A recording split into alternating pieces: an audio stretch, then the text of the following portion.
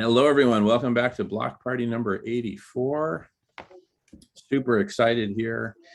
So yeah, with a little luck, I'll present Paul McCartney, and he'll, with a little luck, in fact, I'll do it. Let's do a video. Hey, Paul, with a little luck. Nah, he probably gets those videos every 10 microseconds on his feed. Hey, Paul, we just, anyway, so scratch that. But when we talk with him, we'll say, hey, Paul, with a little luck, we can work it out. We can fucking cool down the planet. There is no end to how much we can cool together. It'll be just like an ice-filled swimming pool together. With better weather, that's how cool it will be.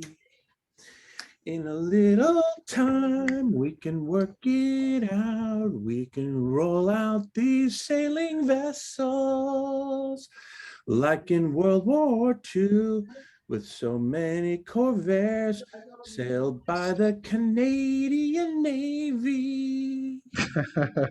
I'm telling you. We got this. So, and because here's the thing, Bret, here's the fundamental thing. You ready for this? Well, are you ready for this? I sound like a rapper. Are you ready for this? Are you ready for this? What? Ready? What? Okay, check it out. What we're doing at COP 26. It took 25 COPs down the drain until we finally got real.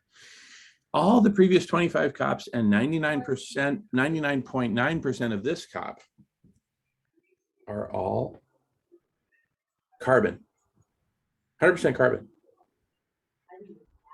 We're now going from single issue carbon to the trifecta. Yes, carbon and plant-based foods and solar radiation management. We create a trifecta. It goes from, see, even the dog loves it, right? Even the dog loves it. So we're going from single issue carbon, decarbonization, to trifecta. It's a dimensional enhancement, not from one dimension to two, but from 1 to 3. Good things come in threes. This is wonderful. And and also we get to meet the night before on the evening of the 5th with the Glasgow City Council. And I'm going to present to them. I got Silas's green light. Silas is the ringleader here. I got Silas's green light to draft a letter to the City Council of Glasgow, where we invite them to do something very simple, not to endorse our plan or our mission. No, but to declare a stance of openness to these 3 major issues and all others. When Professor Salter was here, I said, hey, I got it. The grand trifecta, carbon, veganism, and solar radiation management. He said, I would add a 4th, the inclusion of iron filings in minute quantities in the oceans to stimulate phytoplankton growth. Great. And Bret will introduce a 5th, the 6th, the 7th, and 8th, the 9th, the 10th. I mean, there's so many things that are important. We're just hitting arguably the 2 most urgent, right, in terms of cooling the planet and getting humanity to a place of safety where everyone has enough to eat. And that's just the beginnings of everyone having the basics. Basic human needs become basic human rights. Yeah. Hold on. I'm going to pause for a second. See, that's a specific request for the city of Glasgow to sign the plant-based treaty. Separately, we're coming up with a more general and something frankly easier to say yes to, which is a declaration of openness to the facts coming from different, parts of the scientific and engineering communities. Silas is the leader of Engineers Solutions to Scientists Warnings, right? He's right. He and I and others are co-authoring a paper with that title. And Professor Stephen Salter has the most relevant, the most urgent solution of all, which is marine cloud brightening. It's in the back of Marco's picture there. And so we're proposing a declaration of openness for the City Council of Glasgow to say, yes, we're open to considering plant-based, we're open to considering SRM, we're open to considering, you know, the iron filings in the ocean for fighting. We're open to considering, and they can hold a series of meetings, public meetings, for example. Why not? Where people like Professor Guy McPherson present, Dr. Paul Bethwith presents, right? Stephen Salter presents, Guy McPherson presents, sorry, Dr. Silas Rao presents, Ray Kowalchuk presents, Bret Minster Fuller presents, right? Why not? City of Glasgow. The conversation continues. Glasgow is no cop-out. That can be their motto. Glasgow is no cop-out, right? Glasgow is no cop-out. The conversation continues, right? That can be a really great, you know, by the City of Glasgow. Of course, people are going to pay attention, right? And so then Glasgow can become the de facto world capital of the ongoing. Right now, it's just kind of like, hey, who do I throw this hot turd? It's not a hot potato, it's a hot turd. Who do I throw this hot turd at? Just get it, you know, City of Madrid, break out the fire hoses, wash us down from all this excrement of all these shameful conversations, shameful, and they never go anywhere, right? Shameful and that they never go anywhere, right? And here the City of Glasgow says, all right, the buck stops here. The Buckminster Fuller stops here. The Buck, I'm sure we can do something creative with that. The Buckminster. Yeah. That's where I asked Paul and Brian May from Queen to help me create the Better Live Aid and say, put it on my trim tab. Yeah, totally. So this becomes the Better Live Aid, because it's not just food. Now we're taking on the climate. Now we're taking on global warming. Yeah. Well, it's holistic. Yeah, for me. I mean, I was inspired. So Brian May from Queen, the guitarist from Queen. Last year I read an article of him talking about, one, he wanted to do kind of a new Live Aid, but two, he understood that younger people would have to take the baton from people like himself, and he was open to passing it, which I always like to hear some of that language, like we're gonna like he'll show up, but he can't do it on his own. That there needs to be a younger group of people that he could kind of support in doing it. And then three, he said, there's been a lot of concerts kind of for raising awareness and money, and it's kind of old news, but um, I don't necessarily think it is old news. I think what's new is, as Bucky says, anticipatory comprehensive design science. I think what's new would be to have a new cast of characters like ourselves that don't have the same agendas and the same what's the word? The same strings attached to ourselves as most of the people that usually are involved in those kind of big scale concerts and the NGOs, where the money and awareness usually gets kind of uh, what's the word? It fizzles out. It gets like trickled down and it gets all wasted. And usually it's only to end poverty or to support AIDS. It was back when I was a kid for Live Aid. Or in the 90s, the Beastie Boys put on the Free Tibet festivals, which was to help the Tibetan plight. So I actually think Brian May and Paul McCartney would be kind of super excited to support a different generation, and also a different generation, meaning we're not all directly connected to Facebook and Google and Silicon Valley. And it's in terms of the people who would actually be producing and leading that kind of event. So we have a different, it's ironically, it's almost like Donald Trump. When I think of him, he can't be bought out as much as other presidents because he was wealthy on his own. So we're all kind of wealthy in our own ways because of our own standing, and we've already all committed to helping to create a better world, and we don't have the same pressures or the same ties. That's the word, like ties that bind us. Like I've got nothing to lose. There's no money or companies that people can take from me. There's no, and I mean that in a positive way compared to just, talking out of my ass. It's so all of us, I think we could actually just do a better live aid where the awareness raising and the resource raising gets used in a more sophisticated, elegant, whole systems perspective, like you're saying. And there's these social acupuncture points. So, we're gonna help the climate, number one. We're gonna use the money to, first of all, end climate disaster. We're gonna feed people, and we're gonna use the money, to also support the distributed network of people who are here literally for this job. And it's not really just some NGO or some CEO that gets all the money. It's like a much more intelligently designed use of those resources. And I say resources, I mean the money and the awareness and the connections and all that. And I just think, I don't know. I have, maybe it's just a fantasy of mine that Brian May and Paul McCartney would feel like what a breath of fresh air to be working with Jamen and Brett Minster and Silas and other people compared to all of the usual suspects.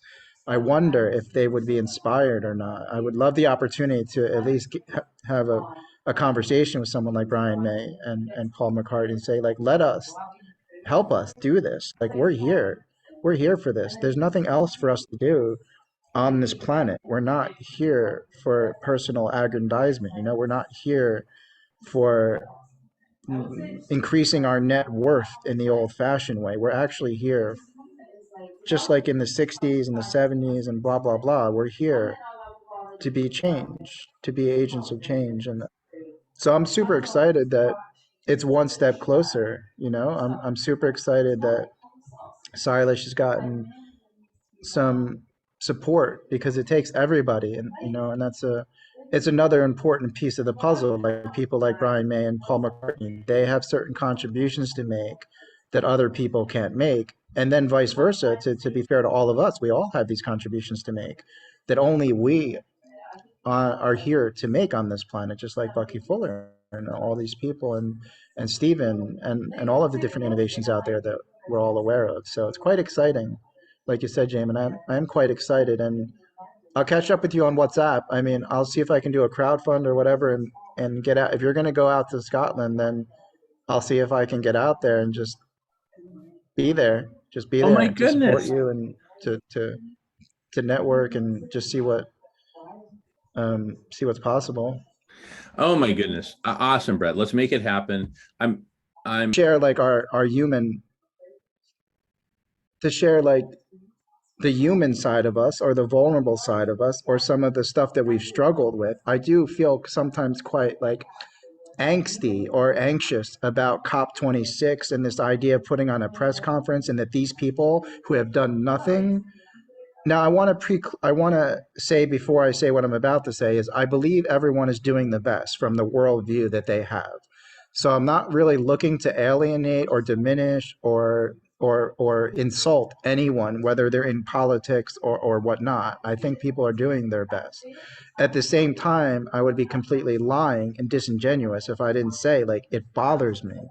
It bothers me, this idea of going to the place where the COP26 and the World Economic Forum and local councils, and it's like, are we beating our heads against the wall and expecting a different result? So that's just a kind of a shadow, a little bit of, there's wisdom in that. And then there's a little bit of kind of shadowy, kind of like anger or frustration. I'm trying to turn it into a positive, of course. And that goes along with the Paul McCartneys of the world and everything. Like, are we just gonna keep giving the money and the platforms to the same old people that keep seeming to run us into the ground? Or are we gonna have that kind of turning point where it's like, wait a second, there's people all over the planet with these that we've never heard about, that can do something here, and will the underdogs, will the underdogs have a chance? to bring their gifts and bring their innovations. And but I'm never going to quit. I'm never going to give up. And I want to be like the most positive I can be about that, and then find a way to bring that new energy to the space rather than fight against it. As Bucky Fuller said, I can't keep fighting against it. I need to create new things that make those obsolete. So I'm just sharing some of my, obviously like these tensions I seem to still have around doing the same thing with the same cast of characters and expecting that to really make a difference when it seems to me so clearly evident that a few people like Paul McCartney, like Brian May, with Silas, with Jamen, with Bret, with James, could actually like create a new Live Aid and Togetherland and actually raise the 500 million and then the billion in order to actually start with the marine sea brightening. And a well-produced new Live Aid is one way to actually like get this thing supercharged, running off the ground and well funded in order to not wait any longer. That's the other part of it. It's like there's some sense of urgency here. Uh, and people like Paul McCartney and Brian May just have so much leverage. They have something in that way that many people don't. So it's like a superpower, right? To me, it's like a superpower and a type of responsibility. And I use the word responsibility in two halves. They have a responsibility, not an onus and no expectations. No one is more responsible in the old fashioned sense for what's happening on the planet than anyone else, but they do have a certain level of responsibility, which is interesting and exciting. And I just pray, from my very limited perspective, that they'll have the vision and the heart and the aha moment to really try something outside of the box, which is not really outside the box anyway. Anyway, thanks everyone for listening. I appreciate just holding some space for some of my ongoing tensions, but they kind of what drives me anyway. It's the mother of invention, right? Like necessity. So I'll pass Absolutely. Well, the I can, talking stick. Thanks for your patience. No, I great can stuff, understand Brett. your frustration anyway. Yeah, I'm no, just go sorry, ahead. Jim. Yeah, no, go ahead, James. Go Yeah, ahead. I'm just saying, like, I can understand Brett's frustration there. I think everyone and anyone who knows anything about the COP conventions is probably thinking and hesitantly thinking about the same thing. Is this just going to be another cop out? Because we've had 25 cop outs and nothing really has come to the surface or to the fore as in the way of solutions and action. And a lot of scientists, everyone that's involved in it, are thinking the same thing. Is this just going to be another cop out? Like, and it can't be. We haven't got the time. We can't just say, oh, like they did last COP. Like even after changing the venue and making such a big deal of it, the overall outcome was they couldn't come to an agreement on anything. So that was a whole waste of time again. Point being, anyway, is that we need people to see that the problems are more than just on our laps now, but there are solutions, and the solutions have been there for a while now. It's just we can't get the cooperation, the coordination, and the commitment to to combine these solutions, because there's not one solution. There's no one magic bullet. It's not just decarbonizing. It's, as we know ourselves, a mixture of a number of things, a lot of things really. But either way, this is it. Everybody's hesitant. Is it going to be another cop out? I understand your frustration from there. Sorry, I'm babbling now.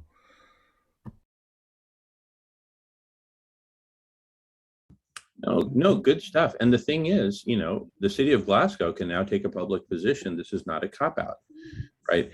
Allison, welcome. Allison's joining us from Lima, Peru. Allison, welcome. Hello there, Hey, everybody. Allison. Hi. We've now Is got Ray there? Ray is here. We've now got South America, Africa, Europe, Canada, the United States. What do we think of next? Anyway, great to see you, Allison. Welcome. Thank you. Great to see you too, Jamen. Yeah, we got interrupted with an historic meeting earlier that brought together Dr. Silas Rao with Professor Stephen Salter of Edinburgh, Scotland, whose imagery is behind Marco's bearded face there that is actively, yeah. And that's for marine cloud brightening, which is one of a now evolving trifecta. And this is a message we're kind of practicing around with, right? I like the way Bret put it, talking about the anticipatory comprehensive design science. Anticipatory comprehensive, I should put that in the chat because it's anticipatory comprehensive design science. We need a comprehensive design, frankly, a redesign for life on Earth, for humanity and for humanity's footprint, humanity's myriad impacts on the planet. Anyway, anticipatory comprehensive design science, I'm just quoting from Bret from earlier, relative to Buckminster Fuller. And what we basically have an opportunity here is for the city of Glasgow to take the lead on such a comprehensive undertaking and say, listen, we need to get together at the level of cities and communities, the people who are actually, you know, getting impacted by all this, not the corporations who are funding the lies and funding specific technologies and suppressing other solutions and basically molding the debate in their greedy, wicked interests, frankly. Let's call a spade, right? So Glasgow can take the lead of actual cities, which are much harder to corrupt because they're much more local. All politics is local. Washington, D.C. is some weird hyper-object construct, you know, where only billionaires are welcome to the conversation and they can fight amongst themselves about whether they want to fleece more money for military or for the pharmaceutical industry or for which of the billionaires' biggest investments, basically. Bill Gates is long on pharmaceuticals, so COVID is now privatized, for example, right? It's kind of as simple as that, actually, and it's as disgusting as that, right? So this is kind of like, you know, a people's revolt led by, you know, it's a Scottish revolt. The Scots know how to revolt. Goodness. Oh, yes. You know, I have a daughter-in-law who's Scottish. Yeah. You know, Jamen, I've got some friends, by the way, who are putting together a sort of, what's the right word, proposal, plan, vision. They've got a woman in Nottingham in the UK who is doing like on-the-ground grassroots co-creation, and they're looking to gather 1,000 local people in Nottingham in May for this sort of co-creation event where all the change makers and heart-based people in Nottingham come together in the different sectors of, you know, this wheel of co-creation that I've spoken about before, that Barbara Marx Hubbard made famous. So they're going to do this like grassroots thing. So that's another, I'll come back to everyone and Silas and everyone on that if I can get like a one-page thing just so it's easy to be aware of. But it, to me, you know, Marilyn Hamilton, by the way, out of who lives at Findhorn, she's pioneered integral cities, and she's got a model. So this local, global, you know, global, I guess people call it, but it is the place to start as far as taking back the power in making all these changes and not relying on the institutions and the big conglomerates to do the job that we're all here to do as a collective together. So that's another interesting piece. And then my friend Juan Carlos has been talking to a guy, just hit me again, a guy who was a famous singer out of Scotland. I don't know if it was last decade or something, some young guy who wants to fund, I think, or like contribute to like a musical festivals that my friend Juan is talking to him and some other people about on sacred sites around the world. So there's definitely something brewing there. And Marilyn Hamilton actually lives in Findhorn, which is in Scotland. And she's a really pioneering elder and really bright and really has a lot of good tools, because it's naive. The other half of it, it's kind of naive to think on the ground we're going to be able to coordinate this many people for next level action without like strategy and planning and the proper technological tools, even the way you see the conversation, Jamie, with better technology and AI. And I mean, when we're talking to our friend Juan, who helped co-create the platform that I always talk about, the co-creation platform for communication and fractal and biomimicry and all that, that's kind of evolving. We're still always, trying to get to that point where it's really, to be honest, well funded, because it's a case of, as they say, was it Martin Luther King said, right? We need to prepare for, or organize for peace, like those who organize for war. And then everyone seems to leave out the point that the war gets trillions of dollars to trillions of dollars, and then you have all the people like me out here trying to build that level of sophisticated technology in service to humanity, and then everyone kind of expects us to do it on $10 or $10,000 when it really actually needs billions of dollars, just like the marine brightening does. It needs at minimum hundreds of millions. I mean, so we can actually build out the infrastructure and train people and have these local hubs where people can come and learn about conscious evolution and use the tools and meet up, and also be supported financially themselves to basically, for lack of a better word, quit their day jobs and join the co-creative revolution. Like, it needs to be funded just the same as anything else gets funded. So it's very exciting. I think it's just ironic that it's in Glasgow, and it just hit me that Juan's friend is actually from Scotland, and he wanted to support these things and all that. So it's quite exciting. Yeah. I'm just sorry, the extreme of consciousness there. So thanks for listening, everyone. I'll follow up on everything, I mean, with my contacts and everything. Would that Scottish musician be Paolo Nutini by any chance? No, it's somebody you would know. I'm not hiding it. I just can't remember the name. I think it was a guy who got famous on one of the Britain's Got Talent kind of things. Like, so he was kind of like a pop star kind of person. Ray something, or Derek or something. It was maybe like 10 years ago. He kind of got big through that, something like one of those Britain's Got Talent kind of things. And then my friend Juan Juan lives in Mexico, so he knows a woman who's like a kind of Latin American pop star. So there's something happening. It wants to happen. Going back to my frustration, I'm like, what's the tipping point? I would like to do it. I'm not for my ego. Like, I would like to be remembered as the kind of new paradigm Bob Geldof, who helped bring together the innovators and the musicians and the philanthropists to actually put on a new concert that wasn't for a specific cause. It was for or it was for the cause of love, the love and co-creation. So it was whole systems thinking. It wasn't just, as Bucky said, local focus, hocus pocus. Like, if we fix poverty, then everything's good. If we fix AIDS, then everything's good. If we help the Tibetans, then everything's good.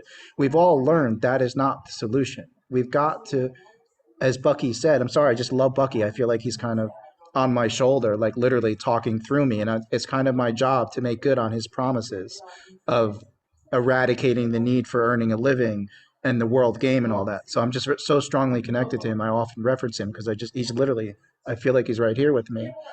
And Bucky said, we have to get to the point where the earth is actually the fundamental unit of analysis, not nation states, not countries. I might even go a step further in innovating and saying consciousness or is the fundamental unit of analysis, even more so than the earth. But the earth is good enough to understand of getting past the boundaries. So I guess I'll just keep praying and intending and acting as if that is my role and that is what I'm here to do. And perhaps I'll find myself doing it. But it doesn't matter for me. I just want the world to have that opportunity. I want life and humanity to have the opportunity to have music and entertainment really be something that is used as a vehicle for social transformation unlike anything we've ever seen.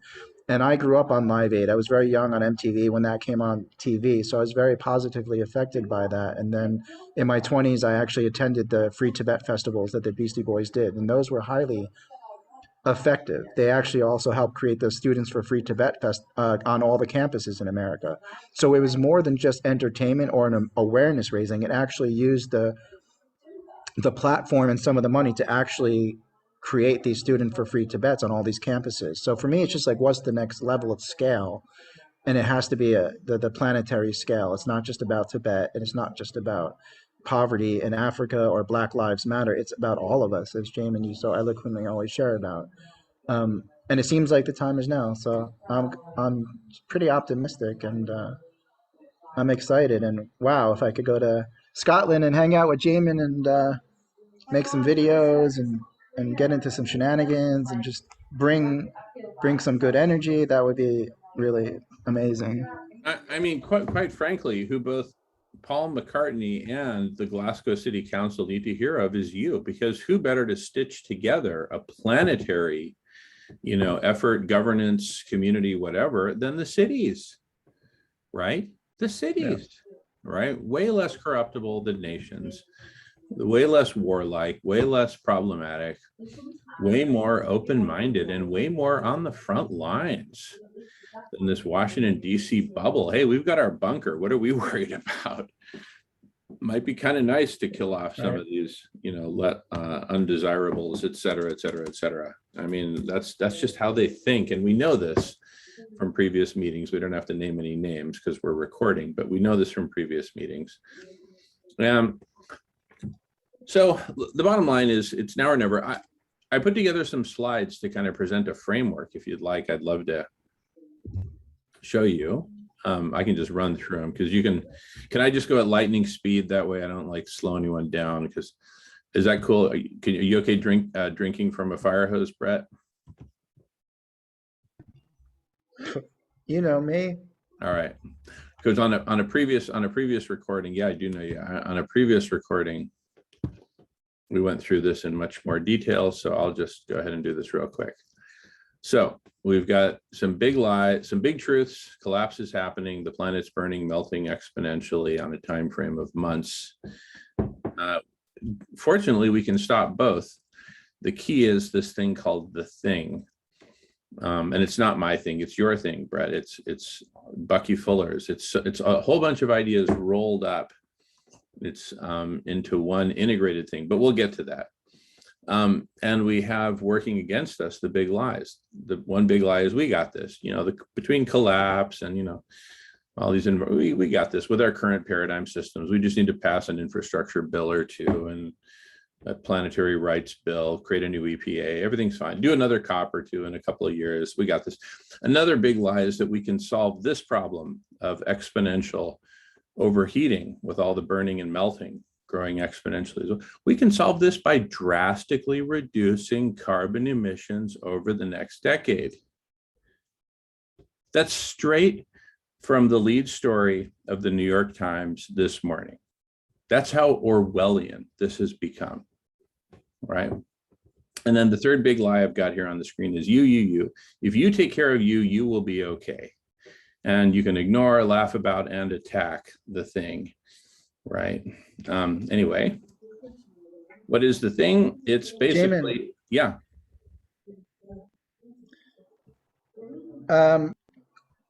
do you mind going back to that first slide? Can I interject just for like 30 seconds to add flavor, or would you just prefer to go through it for the video? No. You interject whenever you feel like it. Please. Yeah, go back to the last slide. Yeah, I'll reiterate something I shared one of the last calls. I remember reading an article recently by that guy Douglas Rushkoff, who, for whatever reason, he's hung out with a lot of Silicon Valley people and very wealthy elite people and all that. And apparently he went to a big meeting and they asked him, they were asking him for his advice. And the only question they really had for him was, how do we prepare for the collapse and how do we protect our assets? And I think it's important for people to understand that this carbon emissions thing in the New York Times article you're talking about, Jamin, is there's a lot of very influential and wealthy people, which obviously is not always mutually exclusive, who have basically given up. This is my point. I'm sorry for long-winded. There is a lot of people who have the response abilities, whether intelligence, resources, power, whatever, who have actually given up on humanity, who have actually given up on Earth. And that's one of the reasons why they're either building bunkers, trying to go to space, or trying to upload their consciousness into some kind of computer. They've actually given up. And that actually made sense to me. Obviously I'm generalizing, I can't speak for everyone, but it would make sense to me that if you've given up hope, then you have to start painting stories that hold people at bay until you basically escape the planet from Mars or upload your consciousness. And that's, or escape it's to your just interesting bunker, to know that or there's a lot escape, of people that have, yeah, or you escape right. to your And there's a lot bunker of people that have underground, which given is the up. most common. Yeah. So there's a lot of people that have given up, in a sense, on hope, on humanity. And thank God we're not those people. But it does explain somewhat from a worldview perspective why people would use all of their resources to basically distort things and serve their own purposes, because that's what their worldview is. It's all hopeless. Everyone is stupid. The masses are stupid. We're smart. That's why we got ahead and we won the game. And everyone else deserves basically the fate that brings them. And it seems to be a reality. I've never met most of these famous, rich, elite Silicon Valley people. I can make my own assessments, but it kind of makes sense to me that 2% or 1% of people actually no wonder why they're doing what they're doing. They actually, which brings more compassion to me. That's kind of sad, like that they've given up, and it leads to your third human, which is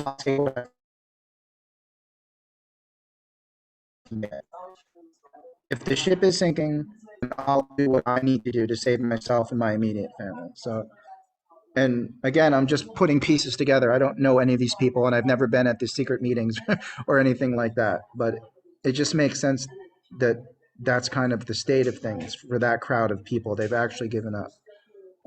So we're going to show them. We're going to show them otherwise. Thanks. Thanks for letting me interject there.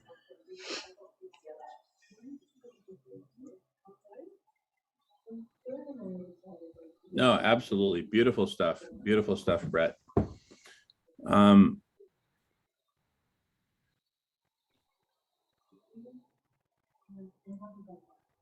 My goodness. It's so exciting that we're finally getting to this place where we can bring together a critical mass of people to have precisely these conversations and have it grow exponentially. Because imagine Glasgow puts out the invitation to cities all around the world, whether you're New York City, whether you're tiny little, Shively, California, population 100, right? Join us, but basically communities, local communities, let's all get together and figure this out, right? And anyway, yeah, and back to the slides, if I may, and keep jumping in, Bret, and everyone, please keep jumping. We're just in full conversation mode. Looks like I gotta get my image back. Right on.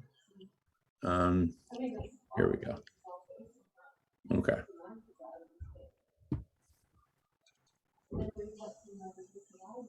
It's important to know what we're dealing with. We can't bury our head in the sands, So it's just, I'm not trying to be a downer, but that's the state of affairs. Yeah. With the people who are generally running things, for lack of a better word. It's just important to know why people do what they do, so we can also have compassion for that as well. That's right.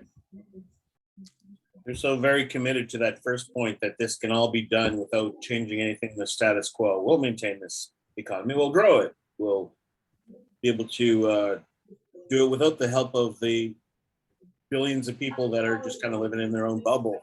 They don't need to wake up. They don't need to be involved. They just need to vote right. Well, here's the thing. There's two things. Number one, they want to get out of the building before it collapses, right? And so they need for people to not panic and knock down all the columns on their way out, right? Because then they get crushed. Okay.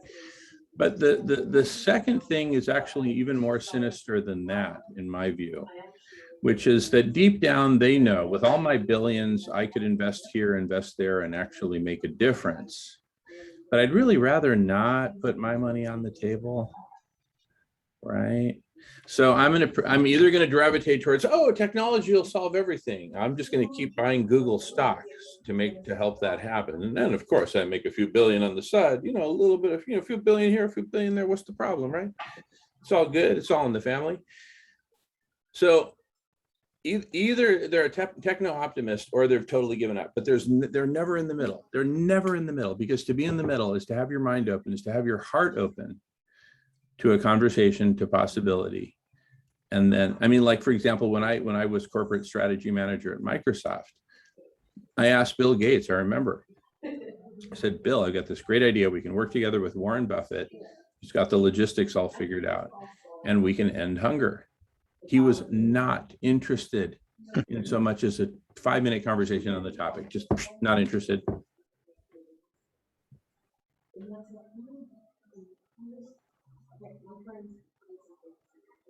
And this was, listen to this, this doesn't get more Orwellian, and it's a good thing this is block party number 84 in honor of George Orwell and all the people here, and Bucky Fuller, is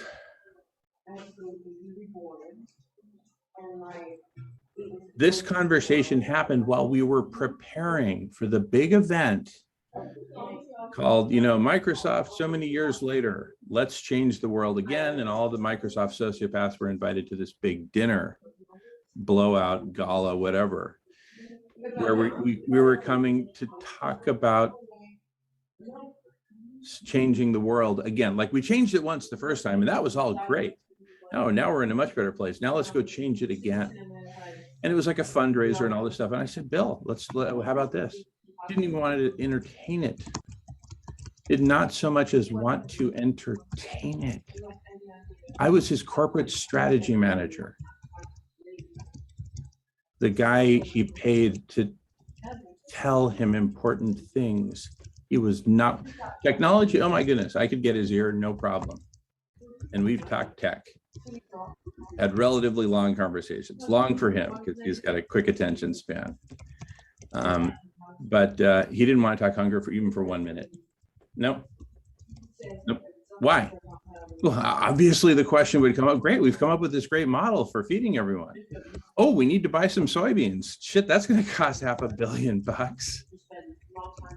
Who can write that kind of check? Everyone looks around the room. If Bill's at the table, pressure's on him. He doesn't want to be at that table. He does not want to be at that table. And that's very typical. They do not want to be at the table, and they're at one extreme or the other. You'll find them on the north end or the south end, but you'll never find them in the main hall, right? Actually discussing it with their minds and hearts open. That's why the people need to take this on. And the cool thing is, see, among the radical solutions we're going to be coming up with is how do we fund marine cloud brightening? There's a group working on that. There's a video we're going to do called That Is Not My Sailboat. Those sailboats, they're actually sailboats. They're wind powered, spraying the ocean water. We'll talk about that, but there is talk of actually funding this through venture capital channels, where the first money in gets insane payouts, huge payouts, because they're the ones taking the most risk. The first few $million in take the most risk. At the very end of the campaign, the last money in will get a great return, but it won't be astronomical like the first money in. And we have some kind of declining function from astronomical down to awesome, right? Because all we need is $10 billion, and we get to deliver tens of trillions of dollars, hundreds of trillions in value. I mean, what more do you want, for crying out loud? What could be more valuable than life itself? So Professor Stephen Salter says there's a return on investment of approximately 50,000 to 1, right? This becomes like the guy who, those kind of returns are like what you saw if you invested, $1,000 in the Tokyo Stock Exchange in the early 50s, by the 90s, you were worth I don't know, just some insane amount of money, more like, $50 million. But anyway, or just something totally insane. It's kind of like that. It's actually more insane than that. It's more extreme than that. It is extreme. So this is ripe for some venture capitalists, according to this group. See the video, That Is Not My Sailboat.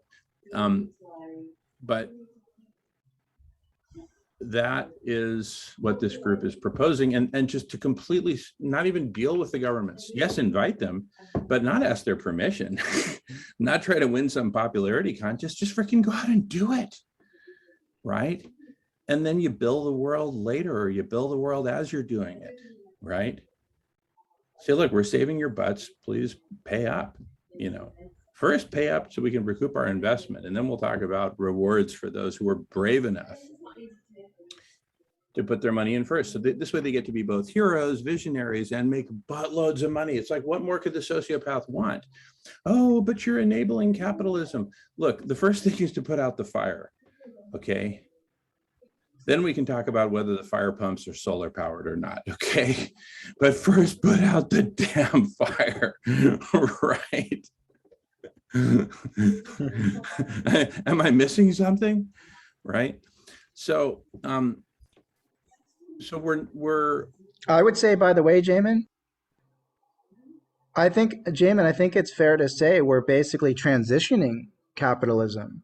And in the transition, it still acts the way it normally basically does. But I mean, for example, I probably know some people that might even be able to invest in that if they know that some of the money's going to some other projects too, like the whole systems, right? Not just the solar thing, but the technology and the spaces for people to congregate. Like I think it's actually transitioning capitalism even more than enabling it.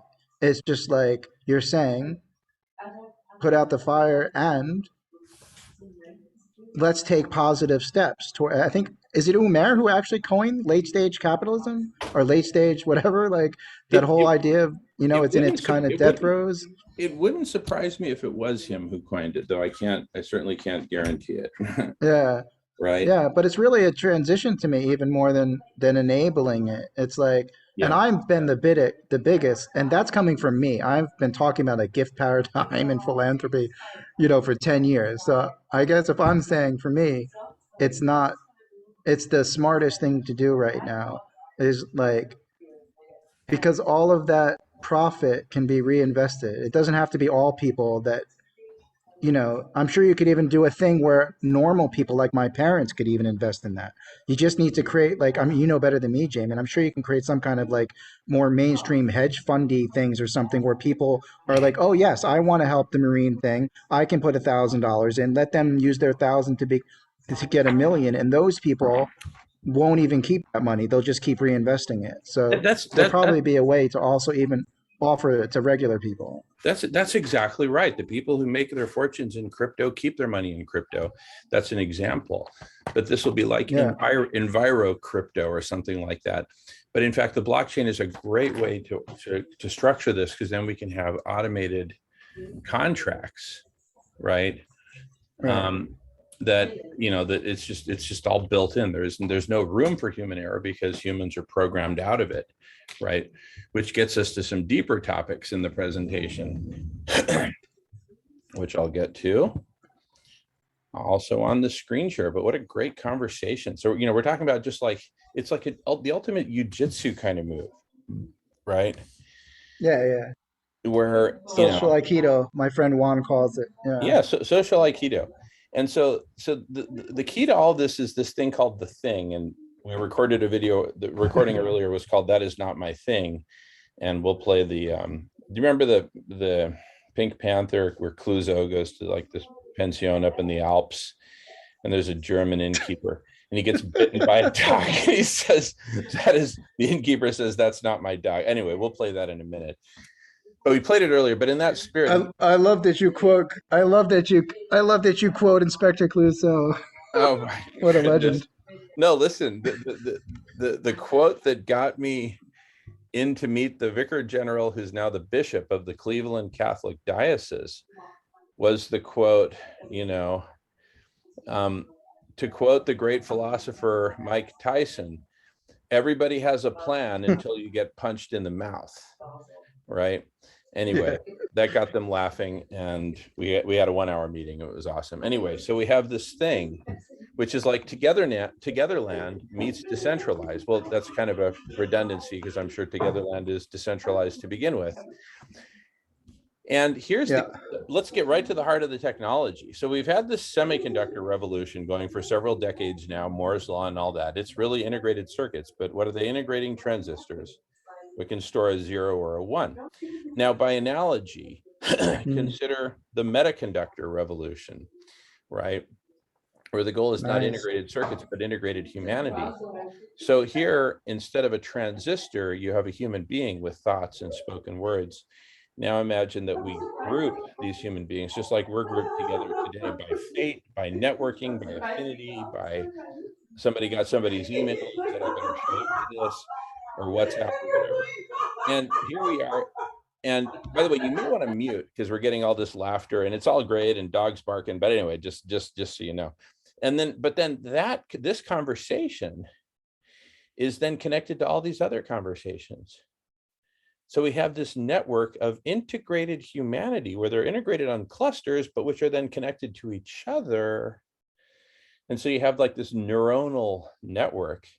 You could think of a conversation like a giant neuron. So whether you think of a person as a transistor or a whole conversation as a neuron, which fires and influences other conversations, which can then cross streams. You can have ambassadors going from conversation to conversation saying, hey, I just thought I'd check in. I'm really busy over here, but wanted to check in. Or they can read or watch synopses of these conversations, et cetera, et cetera. So this is integrated humanity. This is collective superintelligence in the making, because it'll grow exponentially, because the experience, it's like group sex. I mean, once you try it, you never really want to go back. Not that I've tried it, but I'm just making a stupid analogy. It's intellectual group sex. And to the extent you're broadcasting and recording, it's intellectual porn, right? Because you're bearing all intellectually for the world to see for all time in the future. But if you pay the price and you're willing to suit up and jump in, the rewards are just unimaginable. Collective sense making on a new scale, collective design and plan, design of what of our future, that holistic, all-inclusive, however Bucky put it, that Bret quoted so well, right? We get to design and plan our future, right?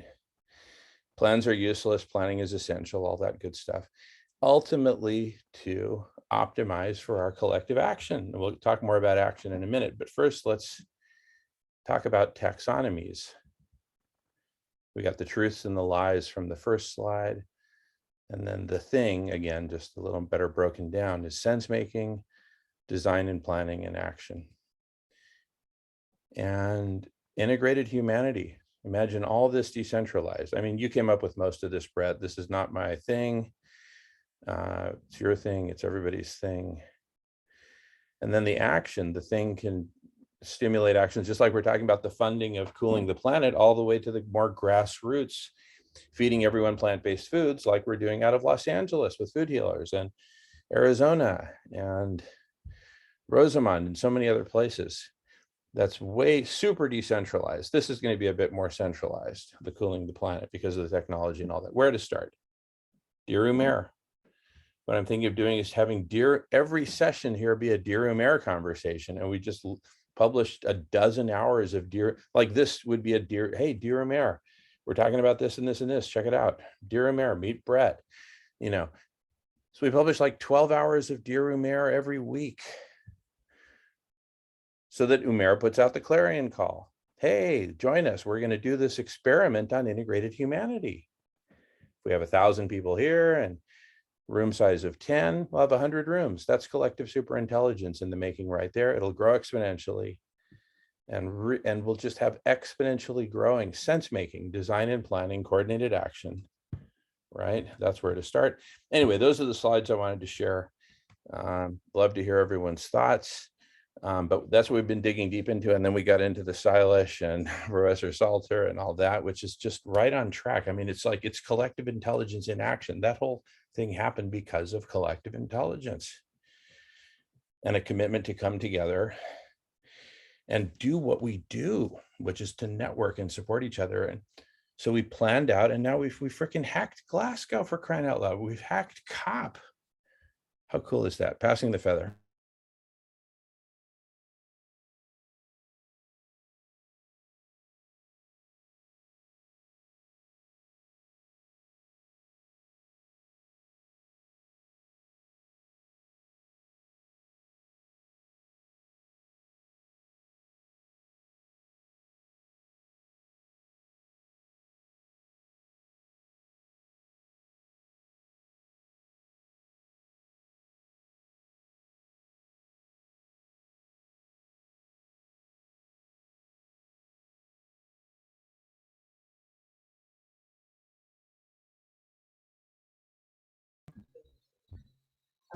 I'll just say thanks for the slides, Jamin. I sent you a message in WhatsApp if you can send me those. I love the integrated humanity compared to the circuits. I mean, I love a good graphic and a good metaphor. But yeah, super. I love the super collective intelligence and the non-locality of it. It's one of my favorite topics is the noosphere or the new sphere, which was coined in I think the 1920s by kind of a few people at the same time. There was a Russian scientist named Verdansky, and then there was the French Jesuit priest Chardin. And throughout history, that will obviously often happen, people in different parts of the world coming up with a similar idea or whatnot. So I'm always flabbergasted, excited, and just enjoy the miracle of the non-local imagination. Clearly, I mean, for me, it's because we're all sharing consciousness, and we are that as an explanation. But anyway, I just love to see your graphics and your metaphors and your take on things. It's as if you've been working on our platform with us the whole time. So it's just so lovely and amazing to have that experience, really, of the non-local sharing of innovation and solutions and creativity. I mean, beyond all that, just the word, just creativity, that we're tuned into something. I mean, I call it the evolutionary impulse myself because I kind of come from that lineage and all that good stuff. But um, yeah, it was just really nice to see that one slide there. I'll look forward to sharing it with some of my community here. And that's what we're doing. That's what we've been in research and development for so long. And we've got some new tech coming. Our friend Nico is building his innovation with the holochain technology. So I think my wife and I are going to Germany in December to really finally build the next version, or I call it like the MVP platform, rather than just product. It's like the minimum viable platform that can do at least, it's meant to do everything you're talking about. So I don't know what the first version of it looks like, but I know it has what we call the energetic architecture, which is like the principles you're talking about and the axioms and the fundamental ontology of interdependence, biomimicry, fractalness, the holons that we use are wholes and parts. So energetically, it has all of that in its DNA. And then technologically, it has the ability to do that because of technologies like holochain. And then we get to the foundational infrastructure for the conversation to actually be able to taxonify and work with all those conversations and be able to, what's the word, library, it's not the right word, library them and put them in. And then you index, yes, index, the word I was looking for, and index them. And then you've got what Barbara Marx Hubbard talked about, which is the synergy engine. And the synergy engine is able to therefore, like you say, bring people together through synchronicity, serendipity, and synergy and fate equally as much as keywords, right? The search engine does keywords and like meta tags, but a synergy engine is able to match people on so many different levels, and then not only match people, but its infrastructure, like you had, Jamin. It's kind of like the TSA of co-creation. Like, where do people want to go, and how are they going to get there? And I'll pass it along while the dogs are barking. Awesome, Bret. You know what? Here's what occurs to me. At the first, big event, simultaneous event where we have like 1,000 people come, breaking up into on the order of 100 rooms, 10 people per room, right? And at this moment, we need to play the Clusea video. So I'm going to pause recording. Okay. We just saw that is not my dog, right? And that is not my sailboat. There's this radical group that's talking about using VC funding to do that. But that's not my project. That is not my dog. Anyway, that's the meaning of that. It's everybody's dog, for crying out loud, right? Regardless of who does the work or who gets paid for it. That's important, and we can structure that in an optimal way. But let's keep our eyes on the prize. We got to get this done. So when we organize our first big meeting, right, It'll be 1,000 people. We'll call it That Is Not My Meeting. So no one's responsible for changing the world all of a sudden. We break out into 100 rooms, 10 people per room equals 1,000 people. A good number of those rooms could be people working on exactly what you're talking about, Bret. Dialing in the architecture, the systems, getting a volunteer corps together to help manage it. If there's anything that needs to be coded, code it. But let's start with what we've got. What we've got is Zoom. So let's start with Zoom. And so that's where this gets back to what I was showing in the slides. See if I still got it up on here. Yep. Is where to start. Dear Umair. Bring a bunch more people here into the Dear Umair conversations. Fill the calendar every week with Dear Umair conversations. Literally fill it until he puts out the clarion call, and then we get 1,000 people here. That's when we can have the first real experiment on integrated humanity. And yes, Bret, let's work towards that minimum viable product, but let's get this started in the beginning. In the meantime, let's bring the people together who can actually work on it and get it. We can get it done probably in a weekend, do a weekend hackathon. Once we get a few thousand people participating in the collective intelligence, right? Then we can actually design this, which is basically the visual, an artistic interpretation of everything you're talking about. This is the thing, your thing, Bret.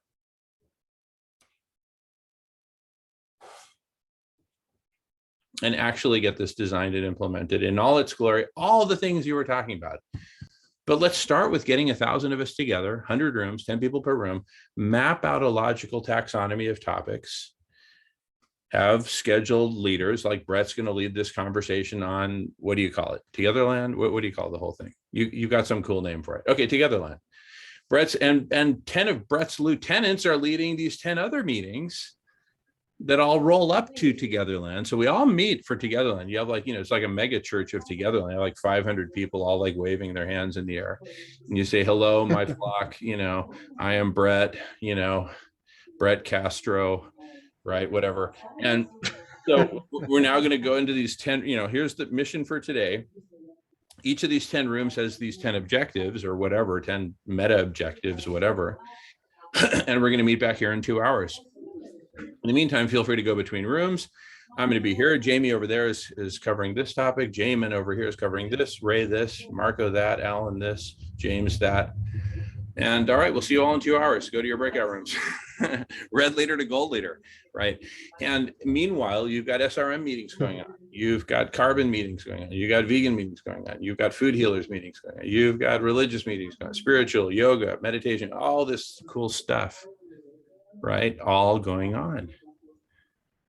A couple dozen of the rooms could be dedicated to your platform, to Togetherland. All right, we're just getting warmed up here. We're going to meet back here in a week. What can we put together at this weekend's hackathon so that a week from today, after the hackathon, we're ready to go live with a whole bunch of these? What's most urgent? And people are going to start bringing their friends. Dude, there's going to be thousands of us there to it's basically, a virtual Burning Man for dorks who want to come together in a collective superintelligence to save life on Earth, Buckminster Fuller style. That's it. Passing the feather. I believe this physical is fine.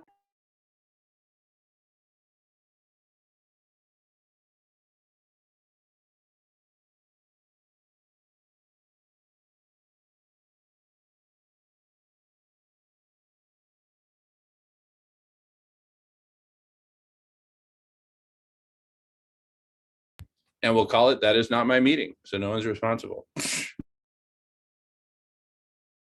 Oh, someone invited me here. See, totally decentralized. And then listen, we don't just try to build that one channel. We encourage everyone to create their own. And we just connect together. I mean, if you want to come to our channel, come. If you'd rather create your own, create your own. But that's where the decentralized comes in. Everyone becomes a miner for solutions, a miner for community, a miner for, right, for this new world. A lot of it'll get built on smart contracts, blockchain. A lot of it won't. Who gives a bleep? The point is, cobble this ship together and we got to set sail.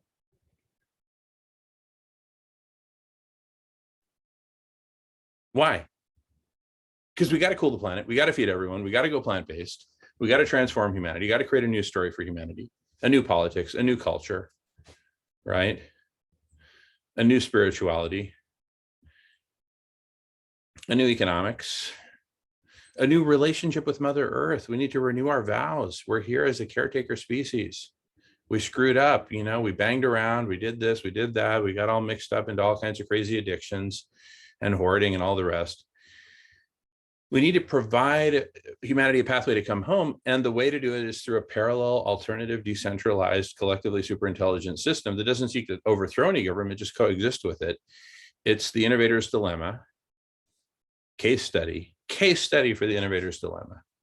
And I'm citing the book, case study. You start at the fringes and exponentiate. Simple as that. Because once you participate, can you imagine participating in that first event where there's 1,000 people? Can you imagine it?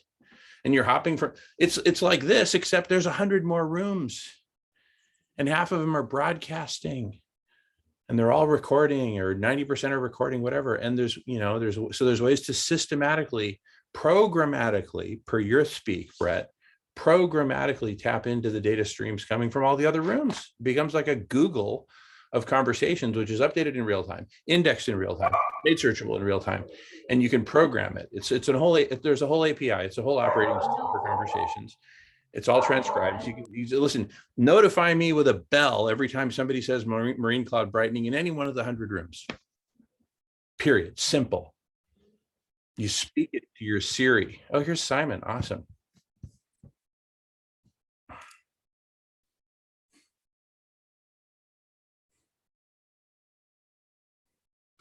I'm going to pause recording so we can welcome Simon with no pressure. All right, we just took a brief intermission to welcome Simon and politely haze him, gently haze him with the "That's Not My Dog" video, which is mandatory watching for today's meetings. And anyway, we made history earlier today when you're going to get this, Simon, we organized for Professor Stephen Salter to give a press conference inside COP at Glasgow on marine cloud brightening, a full half hour in their press pavilion. How cool is that? That happened today in this Zoom room. It'll all be recorded on the UN site for. Yeah, it's all recorded. Oh my goodness, we've got Wendy here. Wendy. Pause recording. Yeah, we don't want to miss it. You're going to be so excited. Thanks. Hi. Great to see. Wendy, we've been having the coolest meeting, but listen to this, Wendy. With you here, now it's perfect. Aw. You're a mush. That's what that is. Well, Vincent gave me the link to your meeting and said to come because I think everybody, I'm inserting myself, but I'm excited to share. So let me just 30 seconds here. No, take 30 minutes. Take your time, Wendy. This is the block party. Excellent. Okay, so I got inspired by some conversations I was having with Vincent and others to use the press conference as a starting point and use case. Hey, Vincent. Vincent, with you here. Wait, gotta wait till his audio. I see how this goes. I'm not that special. No, you are, but you are, Wendy. You're the only woman I've said that to today. Oh, see? No, actually, that's not true. You're the second woman I've said that to. So you're just kidding. All right, looks like Vincent's having some audio stuff, but I'm sure he'll figure it out. He'll figure it out. Yeah, go ahead, carry on. So yeah, for people who don't know me, hi. And my piece of the grand puzzle that is to try to create a user interface and user experience that helps us navigate, the knowledge network or any platform that we come across to help simplify and reduce friction to getting to what we want to know. So in that direction, I was on vacation last week and started thinking about how I could best use my efforts going forward with everything I've learned and all the meetings I've been in for the last 6 months or so. And Vincent had actually said, hey, we could use the press conference as a test case. So I attended for a little while, and I also really loved your summary email, Jamen. So I used it as a test case for putting together. I just use Scapple just to throw it, for people who aren't familiar, it's just a little mapping, really simple mapping diagram kind of tool. So if you're interested, or whenever you're interested, I'm happy to share the scaples I put together. And then Vincent and I were just talking about how to upgrade what I have into a Kumu style map on top of the press conference in Trove. So we're using this as a way to start knitting things together.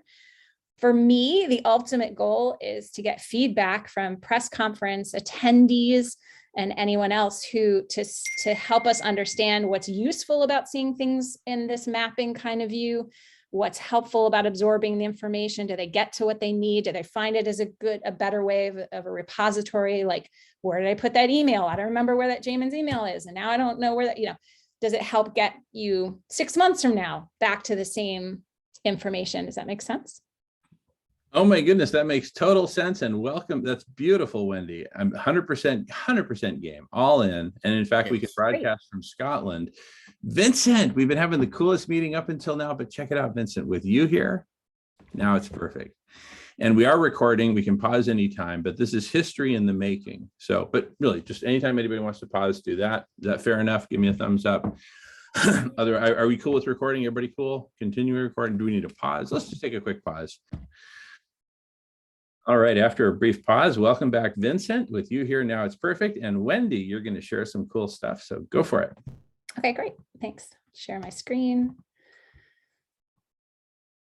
So as I was saying earlier, I took your email, Jamen, and with tiny modifications in terms of adding in some text that helps to organize some things, I basically started to create kind of the beginnings. This is really just the beginnings of my vision of what a map might look like for an event like the press conference. Love it. So this is, I prefer radial views. That's not very scalable, but it's good for this particular event.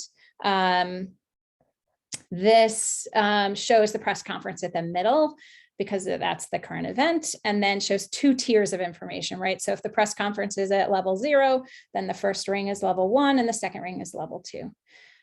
All the white square boxes, I use that design to indicate a link that would go externally, right? So those are the links to the videos that are the presentations on that particular topic. All the other text is yours, Jamen, in terms of what you had in the email and how you phrase things. And I tried to represent it here. So the basics include things I love it, Wendy. My goodness.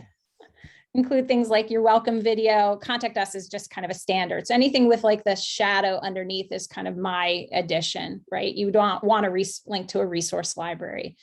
All over here are the 5 knowledge sets that you identified in terms of how you brought the information and the presentations together, but you could just go straight to the presentations themselves. And then there's something I just kind of imagine that you'd want available to people at all times, kind of your curated what's currently at our leading edge, right? Because that's going to kind of be one of those things that changes all the time. So I put that under the phrase, the emergent. Those could be the upcoming event. It could be leading questions that you're trying to answer. You highlighted one in your summary, but maybe there's more. I just want to make sure the one was on there, but normally that would be hidden under leading questions. And maybe discussions, maybe there's stuff happening on Mattermost or stuff happening in Scapple, or so wherever you are having discussions with the group, it would link out to that, right? You want definitely an area where people can get to the member directory. So anyway, you get the idea, right? Somebody comes to the event on Trove and has the option to view everything in this map view instead of in this traditional website view. They could do the website view too, but this hopefully would just help them get to what they're needing faster. So before I get more feedback, even though it looks like I have a lot of pages here, they're all very similar. So let me just run through them all, and then you guys can, then I'll pause. But if somebody really wants to say something, like wave a hand or something, and I'll stop. So knowing that the knowledge sets was really the the best part, right, of this particular event, I created, and the most information, I created a different page, a different map for every one of these 5 knowledge sets. So here's the first one. So now I've come from the press conference through the knowledge sets, and I've now put a new story for humanity in the center. Now you see the presentations related with that topic and the people that are related to that topic. Any questions, any other links out that go from those presentations. And before we can dive in, I can always go back, but I'm going to go on just so you see the synchronicity between the pages. Here's Boops and Heat, what that looks like. I love it. Right. And then here's collective intelligence and community, what that looks like. It's a little messy because the way you had organized it under collective intelligence and community. And I thought that like you separated them a bit, but some of them connected to both. So this one's a little messier. Sure. And there's food and there's other healing.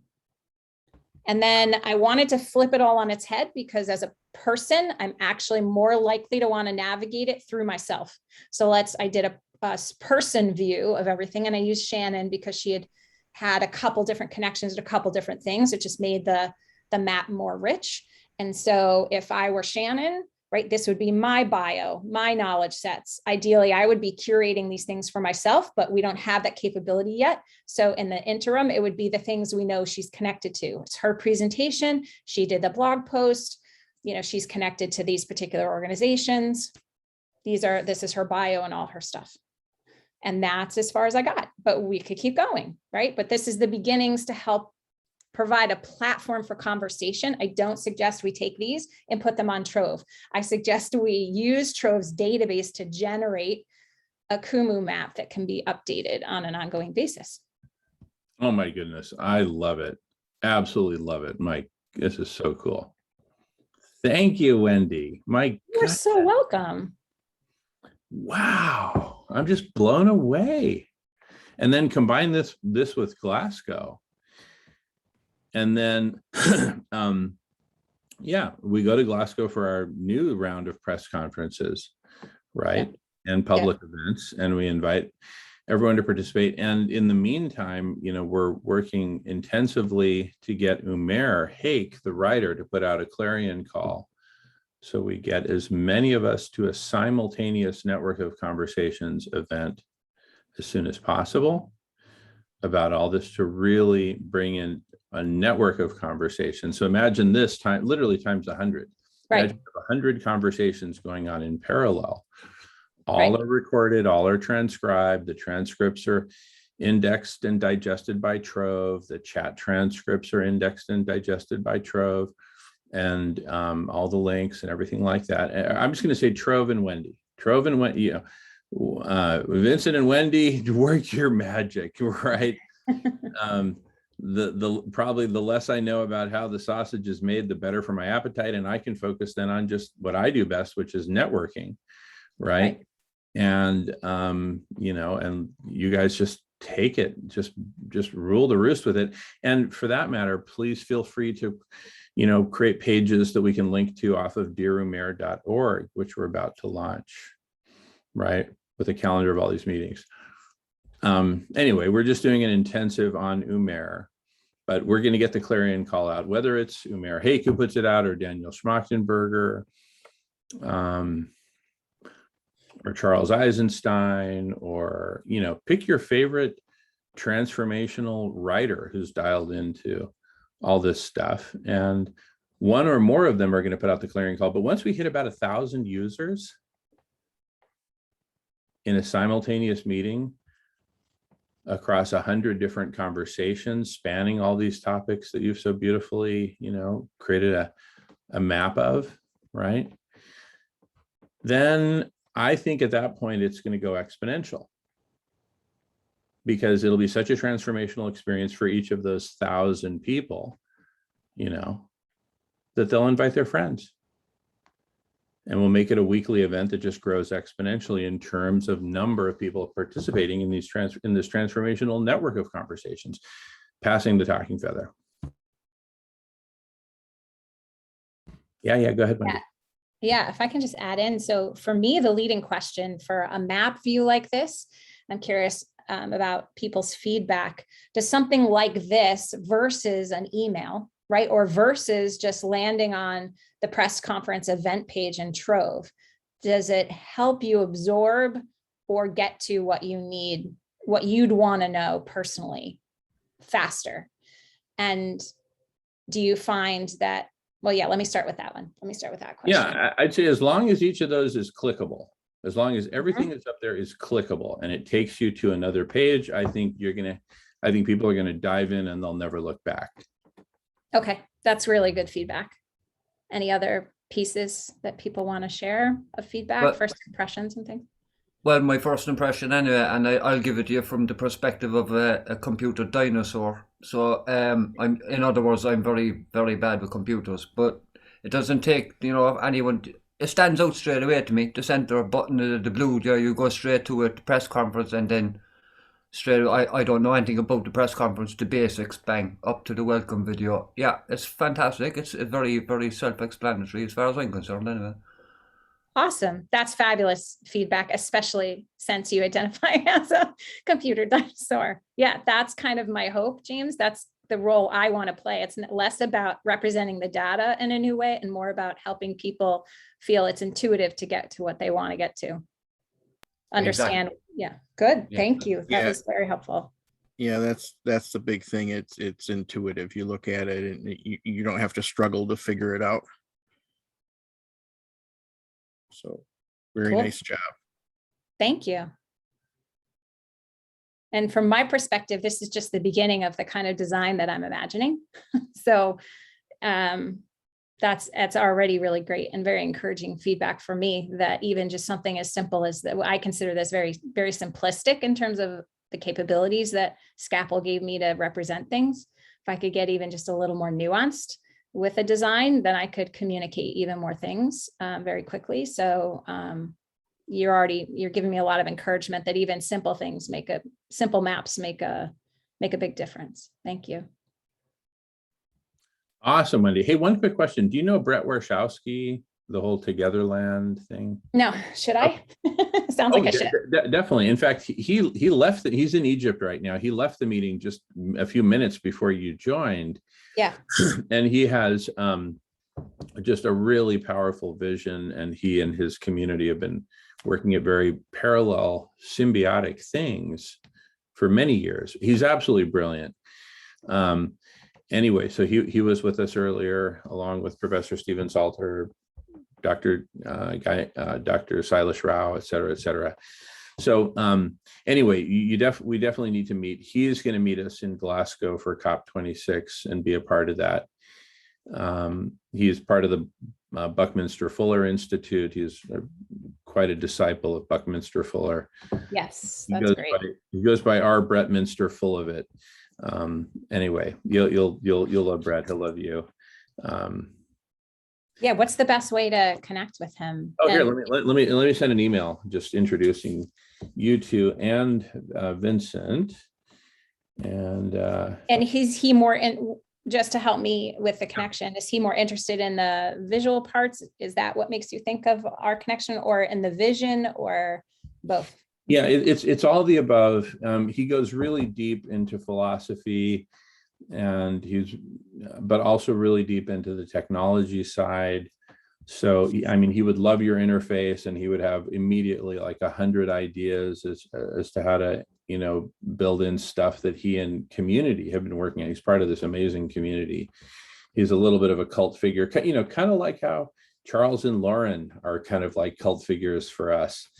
And he's kind of like, his own sort of, he and community. Anyway, Togetherland is kind of their main banner, but they've had many banners over the years. And anyway, he's also quite well connected. Anyway, so he'll be there at COP26 in Glasgow. He's very excited to recruit Paul McCartney to all that we're doing. So basically, he's part of the tribe. He's you and he basically separated at birth. Let's leave it at that. Good. Well, then I look forward to meeting him. And I'm happy to share these with the group if you think that would be fodder for future conversation. Where do you guys have a Mattermost channel that's just for this, or do you want me to give it to Vincent to put in Trove somewhere, or what would be the most useful? That would probably be best. That'd probably be best. Is which, sorry. But give it to Vincent. Let him put it Yeah. all. I can post it in our Discord group, Wendy, and then I could Oh, also okay. upload. If you want, I can upload them as images onto Trove. We can always, once we have an updated version on Kuma, we can replace them. But if you want, I can put them on the event page, and then yeah, I'll put them in our Discord as well. That makes sense, doesn't it, to you guys? I mean, you in terms of the event, having at least the images available, right? Oh my In the goodness. short term? Okay. Yeah, So we'll totally. definitely do that. I'm going to put my name on the bottom. I forgot to do that. So I'll do that so we know which version it is too. And then I'll give them to Vincent. I'm on Discord, so I could probably figure out where you guys are in Discord too, if you invite me in to Oh, your perfect. chat. Yeah, I can invite you to the Discord too. Yeah, and then we'll go from there. If you have Awesome. any other thoughts about it, please send them our way. And otherwise, I guess Vincent and I will keep you posted. And in the meantime, please come to our weekly meeting here every Friday. When I'm in Scotland, I'm sure things will probably be a little topsy-turvy, but I don't think we shouldn't have any problem making this meeting from Scotland as well. So every Friday from 11 to 1 Pacific time, which is 2 to 4 Eastern time, we meet here on press conference planning, all the stuff that we're talking about. So yeah, every Friday from 11 to 1 Pacific, please join us. Awesome. Yeah. I should be able to make it every now and then. That's great. Oh, awesome. And then we'll keep you posted on Dear Umair. We're going to publish a whole calendar of all of our weekly events and the stuff we're doing with Dear Umair. So stay tuned. I'm up to date on that one too. So that's good. I've definitely been keeping in touch with your stuff, even though I don't arrive at the meetings a lot. Oh, thank you, Wendy. I love it. Thank you so much. Yeah, it's such important work. Thank you. Absolutely. And so exciting about what's happening, you know, for you guys and your connections and all that. I mean, it's just great. It's the more sharing, as you were saying, the more sharing, the better. And the more we can provide interfaces, I think like this one, from my perspective, the better people absorb the information faster and realize where they need to be and where the connections are. So it's good. Exactly. Beautiful. Go. Wendy, thank you. Yeah.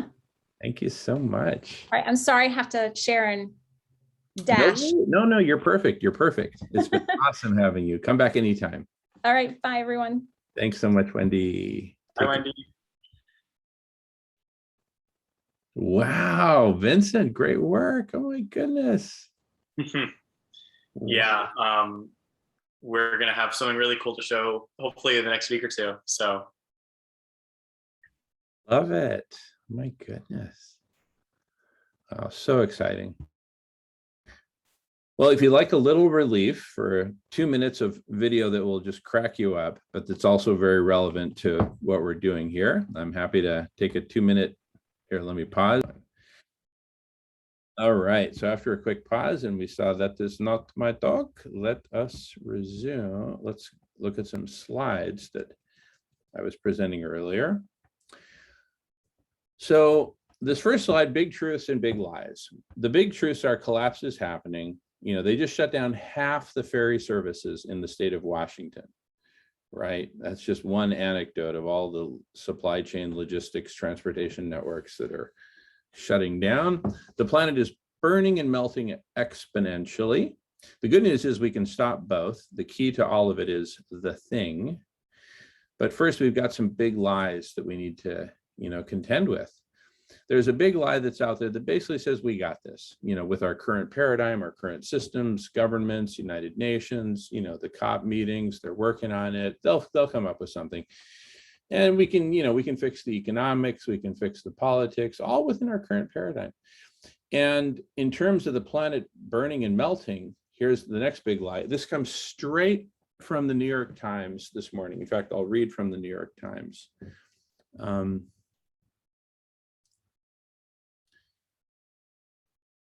They literally say, I'll just get right to that point in the article. This is the lead article in the New York Times. I don't know if for those of you who get their daily emailing.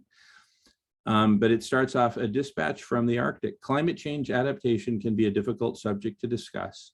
Thinking about how society will adjust to the consequences of climate change seems to smack of defeatism. The more urgent question, many scientists say, is what the US and the world will do to minimize the damage. Without aggressive action to reduce carbon emissions over the next decade, that damage has the potential to be horrific. So the big lie they're promoting there is that we can solve this by drastically reducing carbon emissions over the next decade. And that's what these COP meetings are all about and all that. That's the big lie. The reality is, by reducing carbon emissions, we increase the rate of overheating, because the loss of global dimming far outweighs on the time frame that matters, which is now months before we have an ice-free Arctic. The reduction in greenhouse gas emissions will have a negligible effect on the total quantity of greenhouse gases, which is the driver of overheating. But the loss of global dimming from reducing emissions will actually increase the rate of overheating. So it's a really wicked problem from the standpoint of carbon emissions alone. Fortunately, we've got SRM, but that's nowhere to be seen in the major media, government, COP, et cetera. It's so Orwellian. And this is block party number 84. Partly for that reason. It's so Orwellian, but this is a big, big lie. And then the third big lie I've got here on the screen is you. If you take care of you, then you will be okay. And you can ignore and laugh about and attack the thing. So what's the thing? Well, per the Clusea video, that is not my thing. That's the first video we recorded today that's going to go out. It's togetherness combined with decentralization. All right. And we've all been living through the semiconductor revolution for the past several decades, which is all about integrated circuits, which is all about transistors, which can store 0 or 1, all integrated on a circuit. From the semiconductor revolution, now we're giving birth to the metaconductor revolution. Conductor as in orchestrator, orchestra conductor. And from integrated circuits, we're going for integrated humanity, right? So a transistor can store a 0 or 1. A person can store all kinds of thoughts and creativity and wisdom and speak words in conversation. So this bigger circle down here in the lower right that's us right here, right now. It's several of us in conversation. And the paradigm here is a network of conversations going in parallel, simultaneously. And the network as a whole, right? You could think of each conversation as sort of like a glorified neuron, which fires and communicates with the other neurons. And through this network of conversations, we can do collective sense making, design and planning. Design of what? Design of our future. At all levels, simultaneously and holistically. That's what collective superintelligence with a vast and growing network of conversations affords, is holistic Buckminster-Fuller style, holistic design, or in our case, redesign of civilization, redesign of our culture, our economics, our politics, our relationship with Mother Earth, cooling the planet, right? Feeding everyone, making the transition to plant-based foods. And, you know, plans are useless, planning is essential. All this supports collective action, right? And so topics and taxonomies, we need to get the truth out. We need to expose the lies. We need to do the collective sense making, the design and planning of our future, and our collective action. The thing is all of the above, right? That's what the thing is, because it's this hyper object of nascent collective superintelligence, sense making, et cetera, et cetera. And integrated humanity, these are some of the elements to grapple with in the realm of a decentralized collective superintelligence, you know. And choice and plurality are really at the heart of it. You get to choose which rules you want to participate in a conversation. You can organize a conversation. You get to choose which set of creative agreements you want to propose for it. You can choose how you want to participate in whatever hierarchy of ideas, solutions, topics, taxonomy, et cetera, et cetera. You get to choose which set of standards, CCC, certified compassionate, or some other set of standards. You know, make the whole thing open source, blockchain supported. You know, governance is a big one in a decentralized world. You know, how do we do all this? But ultimately, the proof's in the pudding. It boils down to action. We need to cool the planet, feed everyone plant-based foods, and then both of those in turn lead to other series of projects, of actions, et cetera. In the realm of Mother Earth, saving, healing, and transforming Mother Earth and all of her ecosystems and species, and saving, healing, and transforming humanity. Where to start? Well, we're working hard on Dear Umair. We've got this radical idea of basically putting, you know, literally like a dozen or so hours of Dear Umair conversations on the calendar every week, leading to this growth in conversations from the Umair community. Finally, get Umair to put out the clarion call already. Then we can have 1,000 people meeting in 100 rooms, Zoom rooms, each recorded broadcast transcribed that want to, of course, constituting the Jack and the Beanstalk seed for collective superintelligence to then grow and exponentiate, right? So anyway, that's the kind of some of the big ideas we've been percolating on today. And anyway, with that, I pass the talking feather.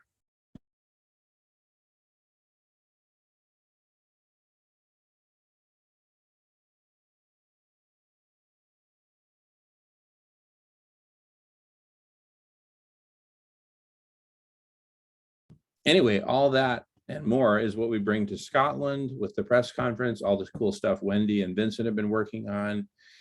And so we'll be broadcasting from Scotland at the press conference from COP, and then the conversations which follow, and our own press conference maybe a few days later. That's part of what we need to work on, right? But let's schedule this around Scotland, around Glasgow.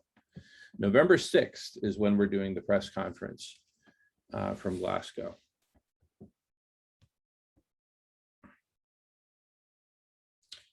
So let's see.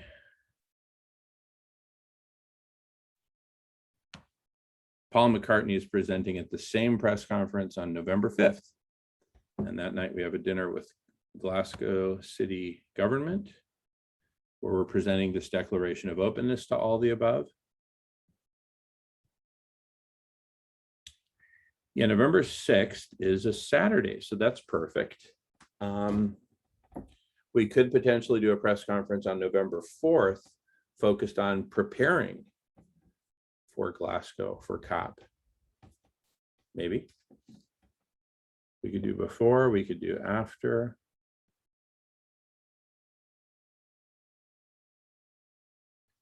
November 4th would be in 2 weeks. That's a little tight, that's a little close. It could be that we're going to have enough just preparing for Glasgow that to try to schedule a press conference is a bit much, unless we wanted to, unless we all felt good about it. And we were all game to say, hey, you know, I'll pitch in here, I'll pitch in there. Jamen, you're going to be traveling, so, you know, don't worry so much about the, you know, put out your invitation, but let us also help out with that. You know, whatever. I don't know. I'm just thinking out loud here. But I think that could be powerful.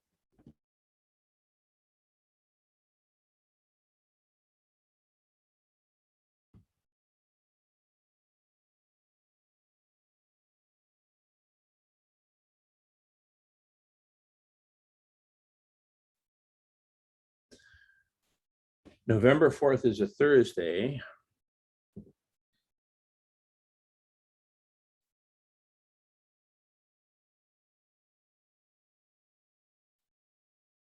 Yeah, it could be the press conference from COP26, Glasgow, Scotland. Hey, everybody, in 2 days, Professor Salter is going to be doing this, that, right?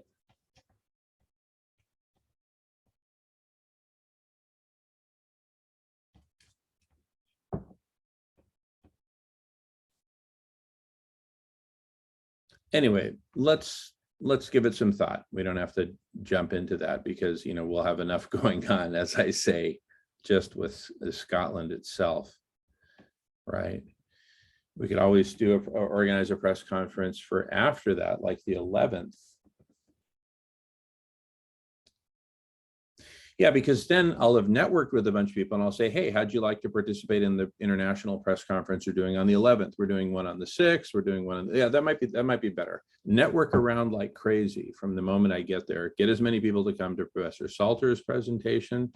It won't be too hard to convince people to come to Paul McCartney's the day before, right? And then he'll be the warm-up band for Stephen Salter. Right. And then all the while we're inviting people to the press conference on the 11th.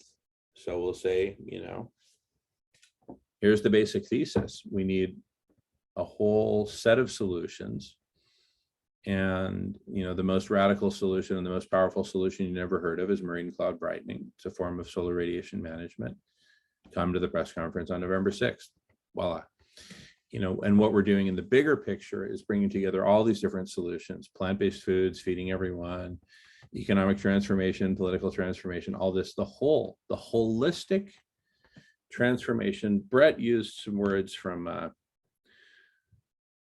Buckminster Fuller, anticipatory comprehensive design science. I assume those words are familiar to you, Vincent, with your design background, Bucky Fuller. Anticipatory comprehensive design science. That's what we're talking about here. Applying that across all these realms, holistically and simultaneously. Comprehensive, right? Don't take my word for it. Ask Bucky, right? Anyway, passing the feather.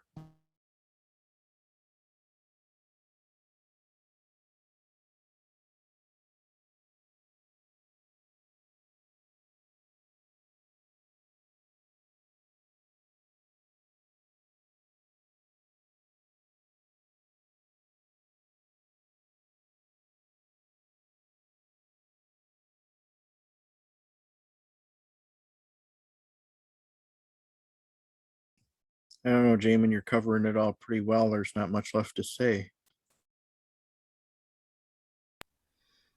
So I'm just asking here. We're planning another press conference ourselves for the 11th. Is that what you're saying? That's kind of what I'm proposing, kind of putting out there for discussion. And the press conference on the 6th then in the COP is, as Silas said today to Stephen, was that's more international press. That'll be there at that one, like. Yeah, that's the big COP press, right? And it'll be a lot of technical press as well, you know, like the climate change editor for the New York Times. Right. Kind of thing. The Guardian, right? As well as academic journals, scientific journals, the whole, it's the who's who of climate, you know. And we're going to be participating in a big public, you know, march on the afternoon of the 6th prior to the presentation. So we'll be able to recruit a bunch of people. I mean, it's just, we're going to talk it up, right? So we should try and maybe figure out some way of live streaming it, so on Facebook and YouTube as well on the day as well, I suppose. Yeah, that's the answer. We do the press conference special edition live from Glasgow, live from COP 26. And stream it, yeah. And stream it on the afternoon of the 6th, right?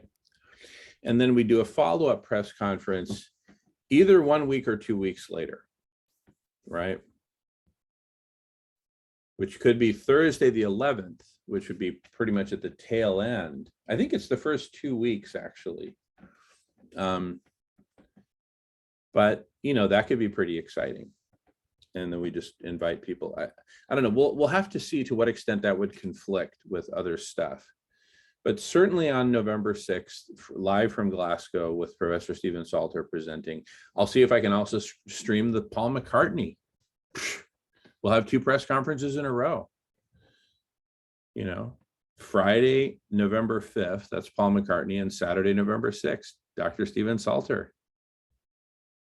And we're going to see if we can get Paul McCartney to put in a plug for Professor Stephen Salter's presentation 24 hours later. In fact, if Paul McCartney's still going to be there, we get him to introduce Professor Stephen Salter. You couldn't make this up. Well, Anyway, yeah, he yeah. would be there, invited by Silas to, he's putting in a plug for vegan and plant food, plant-based diets. So he's obviously, we just let him, Silas just has to let him know that, that in combined with solar radiation management and decarbonization, the whole lot, it takes for all of it to work. So he could be kind of put in the picture there, is what I'm saying, like, so that he can get that message across. It's not just one bullet, it's, a number of bullets together. Yeah, exactly. I've proposed sort of this golden triangle of decarbonization, plant-based foods, and solar radiation management.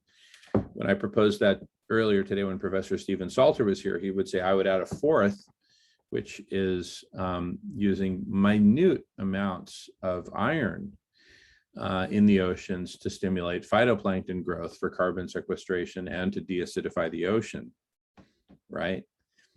So anyway, but whether it's 3 or 4, but the point is, although, you know what, that really falls within kind of traditional decarbonization. So it's really not a fourth pillar. We've got our 3 pillars: decarbonization, plant-based, and SRM. Let's keep it simple. 1, 2, 3. So we're basically going from a monothematic, I don't know what the exact word for it, help me out, but one topic, right? From the monotopic of carbon, which is all you've heard about for 25 COPs in a row. Right, it's time for us to stop copping out. Let's expand the picture, hence the declaration of openness that I'm seeking from the city government of Glasgow, Scotland, that this is now an ongoing conversation that we're going to continue to engage in. We're not just passing the buck and saying, okay, kick the can down the road to the next COP, wham, bam, thank you, Glasgow. No, the city of Glasgow can say, we're here to stay. And Glasgow can become the de facto ongoing capital of cooling the planet, saving the planet through its open stance, not committing to anything other than to say, hey, we're willing to look at this and we're willing to talk about it. And we're willing to participate with other cities around the world, because right now it's all eyes on Glasgow. Let's seize the moment. And Glasgow can then invite the rest of the cities and towns around the world to participate in this network of conversations. Who's going to say no to that? Hey, New York City, you're going to send somebody? You better believe it. Hey, Miami, tired of drowning? Hey, New Orleans. Hey, Paris. Hey, Copenhagen. I mean, there's not a city or town in the world that could say no to this. So we'll get such a massive critical mass. Sign up on Trove for the network of cities and towns, whatever it called. We'll come up with some cool name and identity for it. Right? The national governments are failing us. Let the local communities come together and form a planetary network of local communities that says, okay, we're going to do this. We're going to do marine cloud. We're open to marine cloud brightening. We're opening to the plant-based food conversation. We're open to all these things, right? Will the city of Dallas, Texas, with all of its investments in animal agriculture, be the first to sign on and say, yes, we're going plant-based? Probably not, right? Dallas is one of the major capitals of the cattle industry, the beef industry around the world, perhaps the biggest, I don't know, right? But at least be open to joining the conversation, hearing out the other side, hearing out the different perspectives. Anyway, I'm talking too much, passing the feather.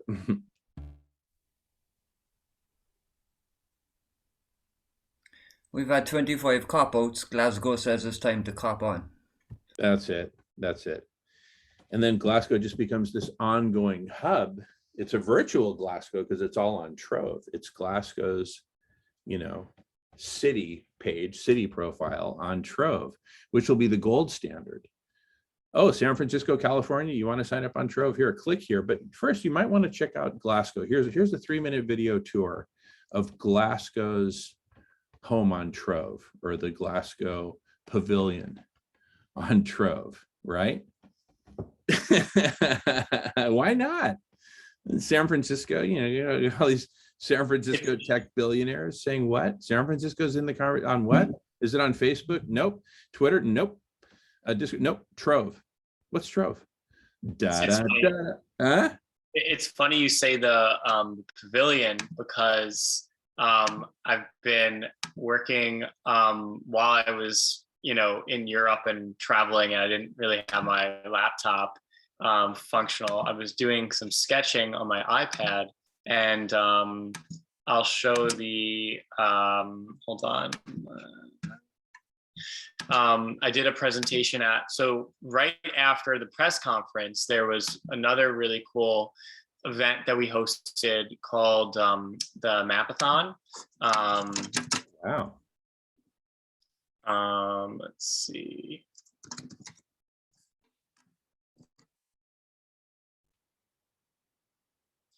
And the Mapathon event was about, and this is, kind of what Wendy presented, is also a way of like mapping out, right? Like a knowledge network.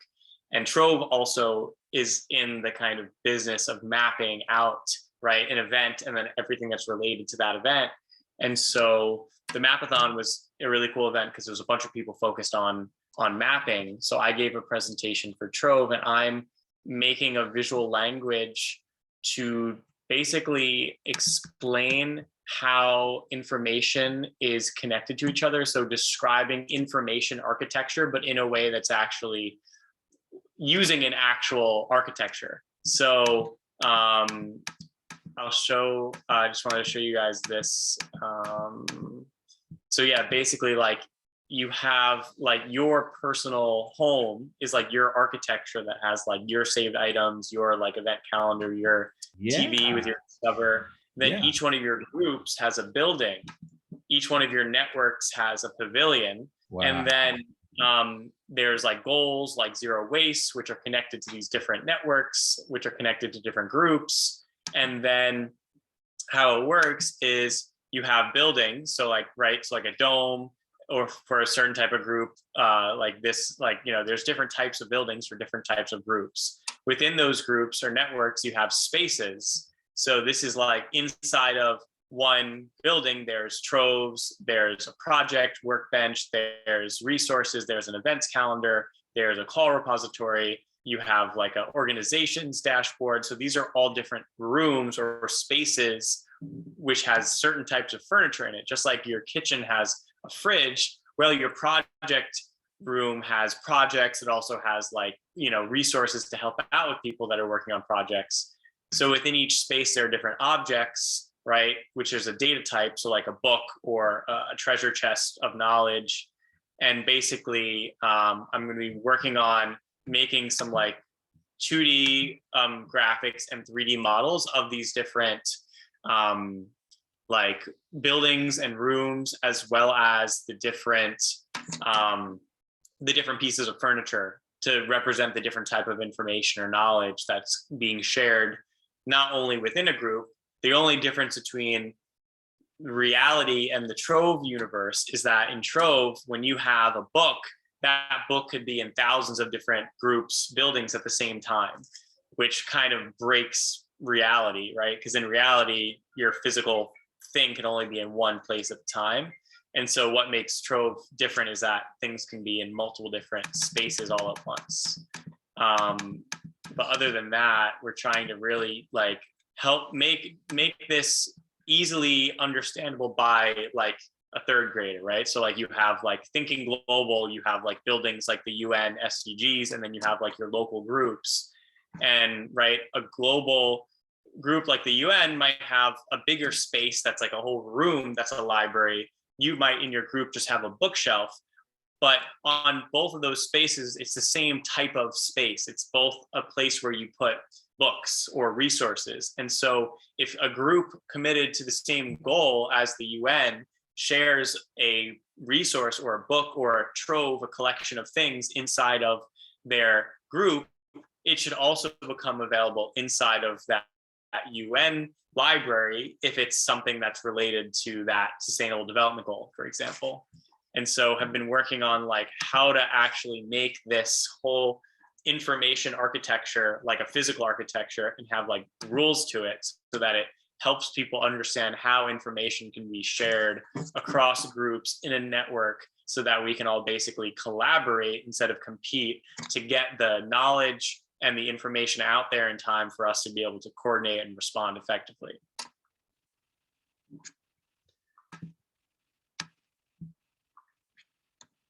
Brilliant, Vincent.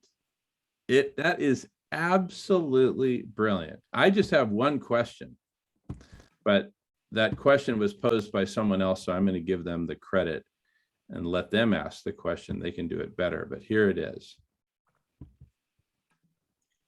I do not know what a room is.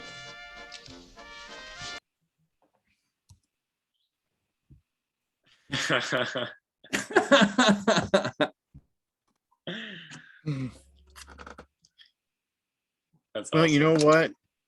Today started out pretty damn good, and we just keep getting one surprise after another, one more good news and more good news. It's like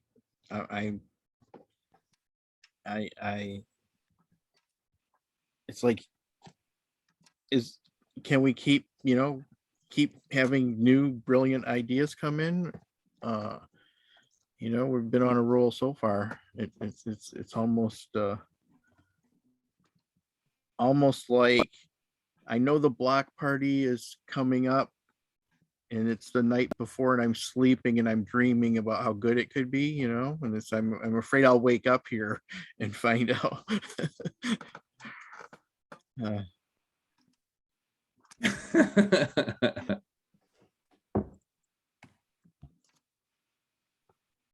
Yeah, just good stuff.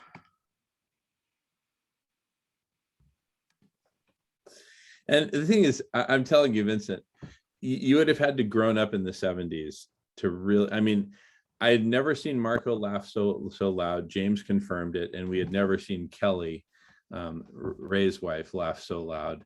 If you grew up with that stuff, it is crack cocaine to our, sense of humor. And and let's face it, a lot of the people in these transformational conversations weren't born yesterday, right? So I'm just saying, stay open to that, because that's really good stuff. You could, I would, if it were me, I would put that video, Ray's giving a thumbs up, or maybe it's Kelly, it's probably both. But if you put that video up where it's like, create a room that, what about, boof, and you put, you're going to get them laughing. Once you got them laughing, they're on your side. It's that simple, right? And you could say, oh, for example, Paul McCartney's got a room. We just set it up for him. Yeah. He actually says, what is the actual question that he says? Oh, here. I'll rewind it and reshare it. Okay, I'll rewind a little bit further, so you'll get 15 seconds this time instead of just 3 seconds. A little more context.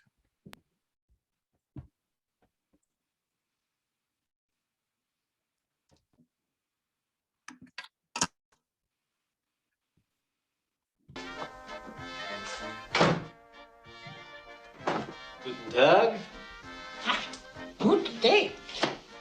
My name is Professor Guy Gadbois, medieval castle authority from Marseille. Tell me, do you have a room? I do not know what a room is.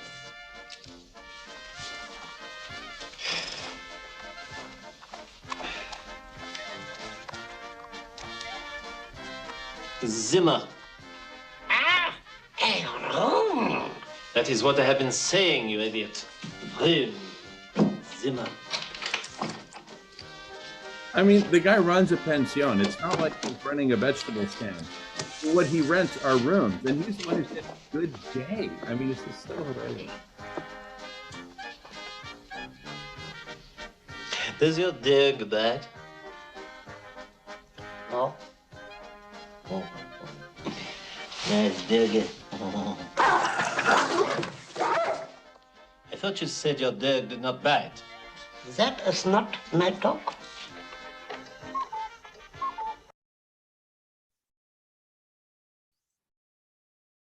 I just love how smug the German Austrian guy is. And boy, was Clusea sorry that he called him an idiot.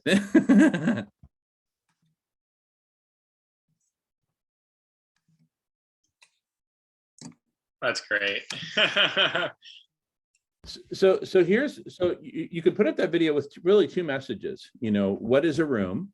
Please watch this video. Number two, you know, do you have a room? Whatever, you know, something funny like that. And then like a subtext could be, no biting dogs, please. Right?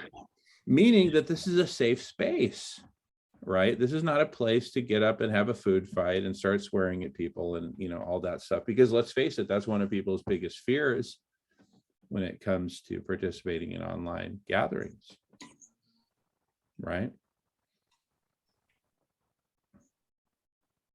Yeah.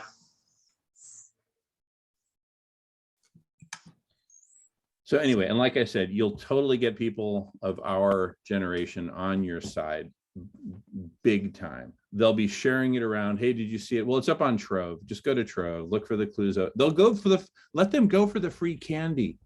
You know, we don't care, really. We have to kind of suck it in a little bit here and say, you know what?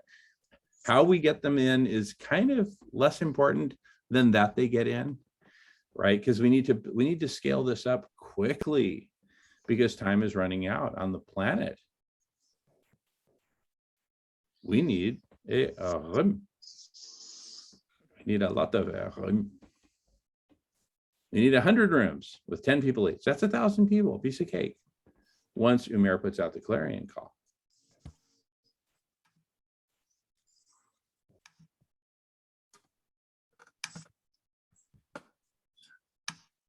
So the question, are you guys planning on doing a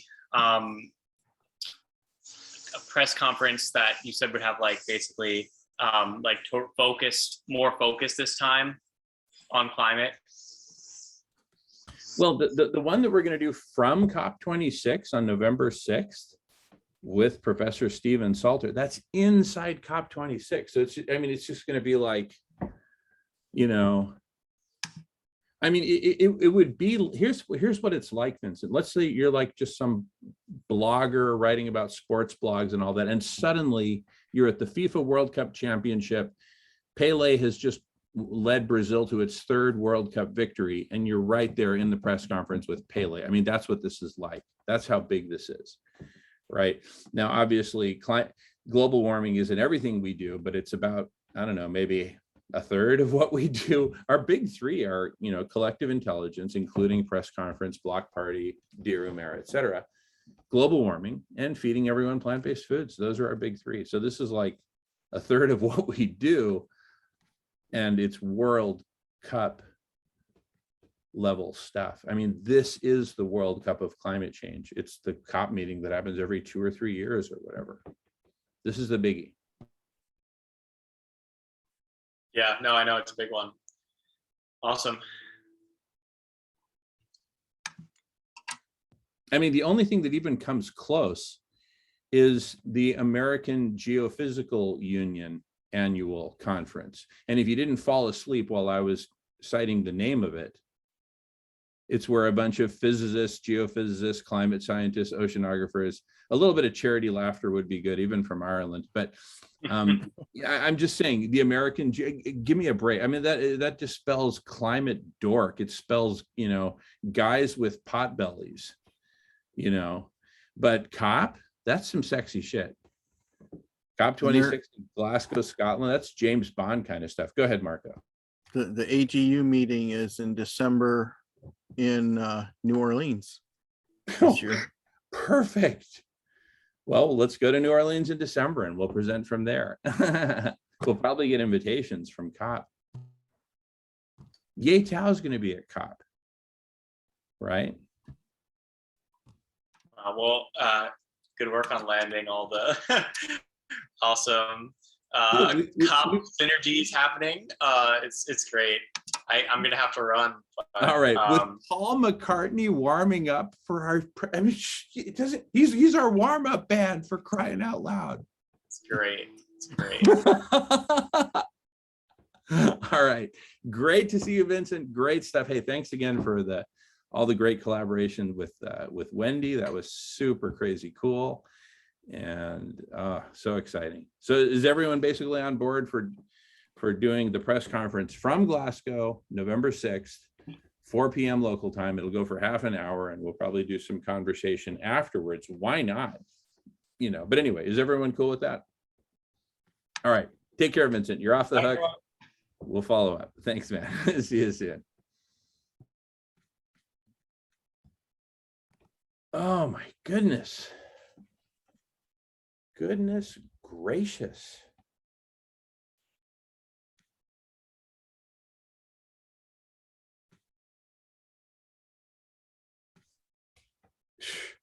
Look at what's going on here. Thank you, Marco. Let's take a little pause from recording.